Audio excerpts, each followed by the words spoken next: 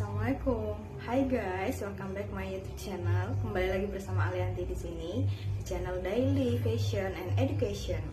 Oke, pada video kali ini kita akan membahas mengenai apa sih itu ekonomi. Stay tune. Oke guys, pada video kali ini kita akan membahas mengenai ekonomi. Walaupun ekonomi itu kelihatan begitu rumit ya, tapi sebenarnya ekonomi itu bekerja dengan mekanisme yang sederhana. Ekonomi itu berjalan melalui transaksi-transaksi sederhana yang dilakukan secara berulang, kemudian membentuk sebuah siklus yang berikutnya akan disebut dengan ekonomi. Nah, kalau kita mau melihat secara pengertiannya, ekonomi itu sendiri merupakan studi yang mempelajari mengenai bagaimana manusia mengelola sumber daya yang terbatas untuk memenuhi kebutuhan manusia yang tidak terbatas.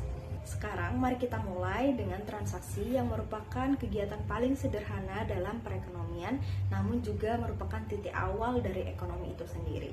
Transaksi itu terdiri dari orang yang menukarkan uang atau kredit yang kemudian akan diberikan kepada penjual yang menjual baik itu barang, jasa maupun aset. Kredit merupakan penyedia dana, uang atau tagihan yang disepakati oleh kreditur dan debitur.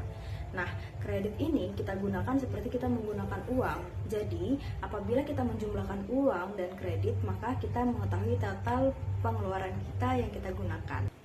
Nah, sahabat-sahabat ekonom, dalam perekonomian itu, setiap unsur-unsur dalam ekonomi itu, mereka saling berkaitan. Sama halnya yang kita ketahui tadi, total pengeluaran itu secara tidak langsung, kita sudah menggerakkan perekonomian.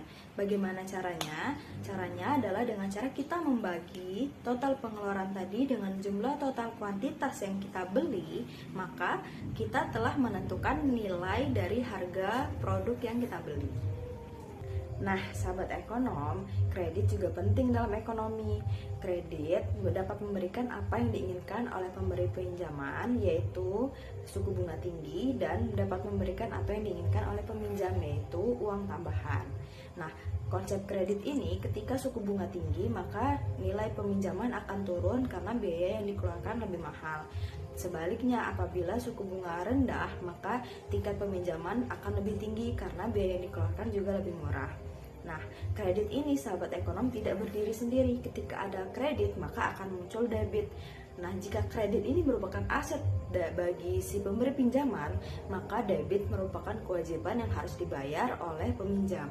Kapan transaksi kredit dan debit ini akan berakhir atau selesai? Nah, itu akan terjadi ketika peminjam bisa melunasi atau membayar kredit kepada pemberi pinjaman. Maka transaksi kredit akan selesai. Oke, sahabat ekonom, itu tadi video singkat mengenai ekonomi dan transaksi.